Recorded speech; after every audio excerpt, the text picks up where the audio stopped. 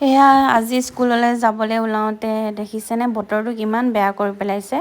লাহে লাহে আন্ধাৰ কৰি আহিছে আৰু এয়া চাওকচোন গোটেই আন্ধাৰ হৈ হৈ গৈ আছে। তাৰপিছত এইখিনি ৰাতিপুৱাৰ ভাগখিনি হয়, ৰাতিপুৱা এতিয়া 7:20 হৈ গৈছে আৰু এই লাইটখিনিও জ্বলাই জ্বলাই গাড়ীবোৰ চলিছে কাৰণ ইমান আন্ধাৰ হৈ হৈ গৈ আছে লাহে লাহে। মানে বৰষুণ যাক বিৰাট ডাঙৰকৈ আহিলে আজি, মানে ইমান বেয়াকৈ আহিলে আৰু গোটেই এইকাৰণে আন্ধাৰ কৰি আহিছে গোটেইখিনি, দেখিছেনে বাৰু। তথাপি আমি স্কুললৈ যাবলৈ ওলাইছোঁ, তেতিয়ালৈকেতো বৰষুণ দিয়া নাছিলে, ভাবিছিলোঁ যে গৈ পামগৈ আৰু এয়া চাইছেনে বাৰু, একদম ৰাতিৰ দৰে আন্ধাৰ হৈ গোটেই আন্ধাৰ কৰি পেলালে।